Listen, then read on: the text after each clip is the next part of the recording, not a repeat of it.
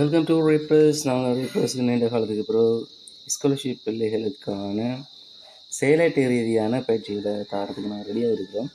உங்களோட ஒத்துழைப்பு இருந்தது தொடர்ச்சியாக எங்களுக்கு இந்த மாதிரி செயலாட்டு ரீதியாக வந்து கொண்டிருக்கும். பார்ட் 1 பார்ட் 2 2 பகுதியினையும் உள்ளடக்கியதாக செய்ய இருக்கிறோம்.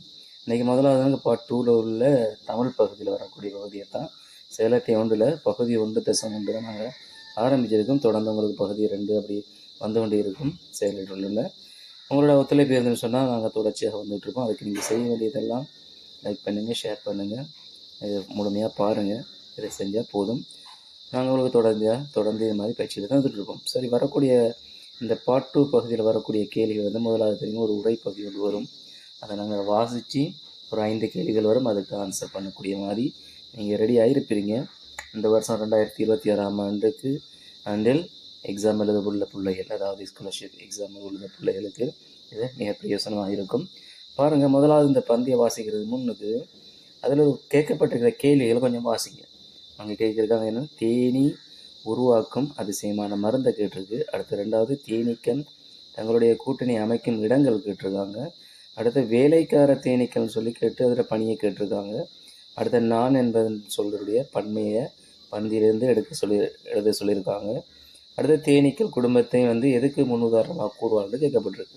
இப்போ இந்த கேள்விகளை நீங்கள் மனசில் வச்சுட்டு நீங்கள் என்ன செய்யணும், இந்த பந்தியை வாசிங்கன்னு சொன்னால், உரை பகுதியை வாசிங்கன்னு சொன்னால் உங்களுக்கு ஈஸியாக ஆன்சர் கிடைக்கும்.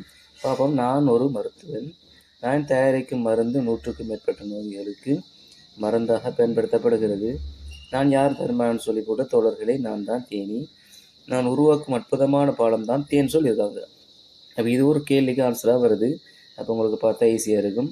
அதே போல் பார்த்தீங்கன்னு சொன்னால், பொதுவாக தேனீக்கள் மலைகளிலும் மரக்கிளைகளிலும் வீடுகளிலும் நாங்கள் கூட்டணி அமைப்பு ஒன்று இருக்குது.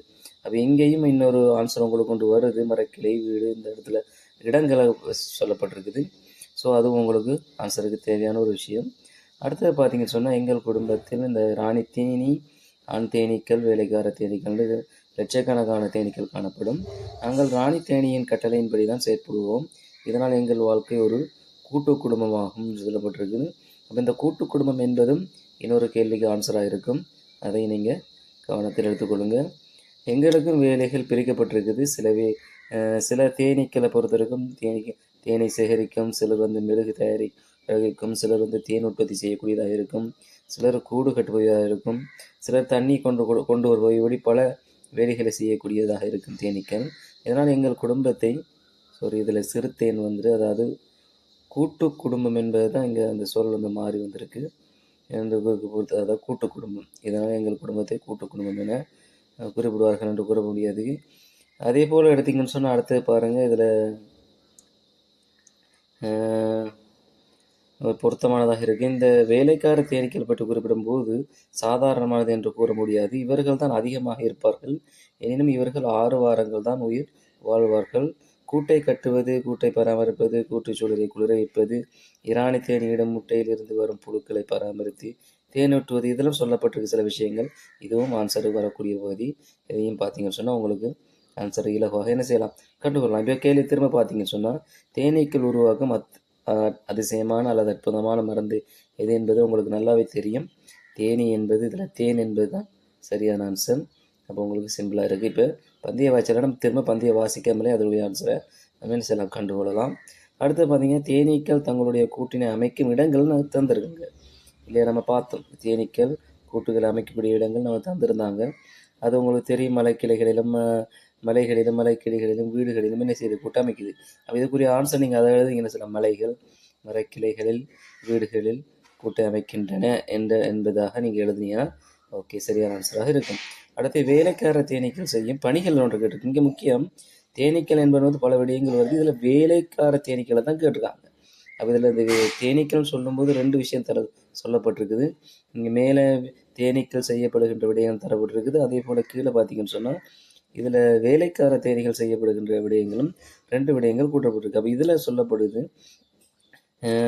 கூட்டை கட்டுவது, கூட்டை பராமரிப்பது, கூட்டுச்சூழலை குளிர வைப்பது போன்ற கடமைகளை தான் கேட்டிருக்காங்க. அப்போ நீங்கள் என்ன செய்யணும், மேலே உள்ளதை எழுதாமல் இதைத்தான் நீங்கள் சரியாக அதை யோசித்து நீங்கள் எழுதி கொள்ளணும்.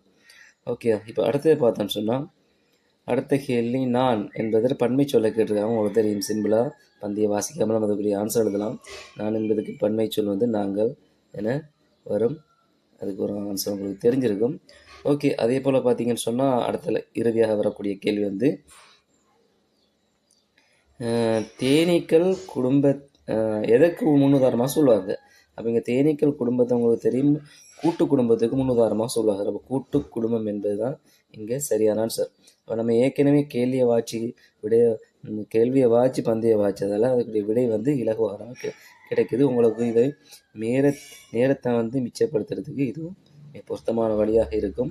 நீங்களும் இது மாதிரி செஞ்சு பாருங்கள். அதே போல் இன்னொரு கேள்வி இருக்குது, ஔடதம் என்ற கருத்தை தரும் ஒத்த கருத்துக்கள் கேட்டிருக்காங்க. இப்போ பந்திலை என்பது தேன் என்பது மருந்தாக சொல்லியிருக்காங்க. ஸோ இங்கே ஔடதம் என்பதுக்கு ஒத்த கருத்து சொல். இப்போ நம்ம மருந்து என்ற சொல்ல நம்ம பயன்படுத்தலாம்.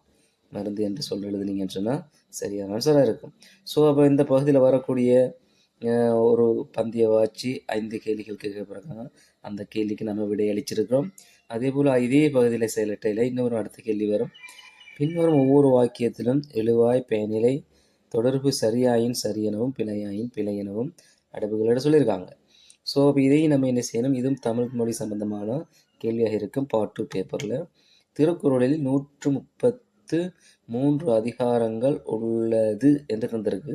இது சரியா பிழையான்னு இப்போ அவங்களுக்கு பார்க்கலாம். இங்கே அதிகாரங்கள் என்பது பன்மை சொல், உள்ளது என்பது ஒருமை சொல். ஸோ இது பிழையாக இருக்கும். அடுத்த பார்த்தீங்க, மரத்தில் இருந்து விழுந்த பழங்கள் நிலத்திலே கிடந்தன. அப்போ பழங்கள் இங்கே பன்மை, கிடந்தன என்பதும் பன்மை. அப்போ இது சரியான வசனம். முரளி தனது நண்புடன் பாடசாலைக்கு சென்றால்னு தந்திருக்குது. முரளி என்பது ஆண்பால், சென்றால் என்பது பெண்பால். இது பிழையான ஆன்சர். ஆசிரியர் கூறிய அறிவுரைகள் மனதில் பதிந்துள்ளன. அறிவுரைகள் பன்மையாக இருக்கின்றன, பதிந்துள்ளது என்பது பன்மை. ஸோ இது சரியான ஆன்சராக இருக்கும். இவ்வாறு அந்த வசனங்கள் வரக்கூடிய எழுவாய் பயனிலை தொடர்புகளை நீங்களும் இந்த விடயங்களையும் கற்றுக்கணும் ஆன்சர் பண்ணுறதுக்கு. ஸோ இந்த மாதிரி கேள்வியும் பார்ட் 2ல் வரும். அதே போல் இந்த நிறுத்தக்குறிக்கு சம்பந்தமான சில கேள்விகளும் தமிழ் பகுதியில் வரக்கூடியதாக இருக்கும். இதை பார்த்தீங்கன்னா, காலையில் எழுந்தவுடன் செய்ய வேண்டியவை யாவை. இங்கே யாவை என்பது கேள்வியாக இருப்பதனால் நம்ம இந்த இடத்துல என்ன செய்யும், இட வேண்டிய நிறுத்தக்குறி வந்து கேள்வி அடையாளமாக இருக்கும். அடுத்தது பார்த்தீங்கன்னா, 2வது, தோட்டத்தில் சிவப்பு மஞ்சள் வெள்ளை நிற மலர்கள் காணப்படுகின்றன என்பது இங்கே முற்றுப்புள்ளி வைக்கலாம். அது சிலது தந்திருப்பாங்க, அல்லது நீ தராடி நீங்கள் போட்டுக்கொள்ளுங்க. இங்கே இந்த சிவப்பு மஞ்சள் வெள்ளை என்ற நிறங்கள் தரப்பட்டிருக்குது. அப்போ நீங்கள் என்ன செய்யணும், இது கட்டாயமாக இதுக்கு கமா, இந்த சொற்களுக்கு இடையில் கமா நீங்கள் இட்டுக்கொள்ள வேண்டும். இட்டுக்கொள்வதன் மூலம் சரியான நிறுத்தக்குறிகளை நாங்கள் என்ன செய்யலாம், போட்டுக்கொள்ளலாம். அதே போல் பார்த்தீங்கன்னு சொன்னால் இந்த மாதிரி கேள்வியும் வரக்கூடியதாக இருக்கும். இந்த பார்ட் 1 பகுதி 1.1 எடுத்திருக்கிற 4வது கேள்வி வந்து எதிர் சொல்ல கேட்டிருக்காங்க. இங்கே பெருமை என்பதுக்கு உங்களுக்கு தெரியும், அதனுடைய எதிர்ச்சொல் வந்து சிறுமை என வரும், அல்லது வேறு ஏதாவது சொற்கள் தெரிஞ்சால் நீங்கள் அதை எழுதி கொள்ளலாம். அதே போல் ஐக்கியம் என்று சொல்ல பார்த்தீங்கன்னு சொன்னால், ஐக்கியம் என்றால் ஒற்றுமை என குறிப்பிடும். இதில் எதிர்ச்சொல் வந்து வேற்றுமையை குறிக்கலாம், அல்லது பிரிவு என குறிக்கலாம். உங்களுக்கு என்ன சொல் தெரியுமோ அது மிக பொருத்தமான சொல்லை தேர்ந்தெடுத்து எழுதி கொள்ளுங்கள். ஸோ இது 5ஆம் தரத்துக்கு வரக்கூடிய பார்ட் 2ல் வரக்கூடிய ஒரு பகுதி. அதில் முதல் பகுதியை நாங்கள் தந்திருக்கோம் இந்த செயலட்டை ஒன்றில். அதே போல் இதில் தொடர்ச்சியான செயலட்டை இந்த ஒன்றினுடைய தொடர்ச்சி பகுதி 1.2 நாங்கள் தொடர்ந்து தர இருக்கின்றோம். நீங்கள் தொடர்ந்து எங்களுக்கு சப்போர்ட் பண்ணால் நிச்சயமாக அடுத்த வீடியோ விரைவில் உங்களுக்காக நாங்கள் தருவோம். Okay, thank you. மீண்டும் சந்திப்போம்.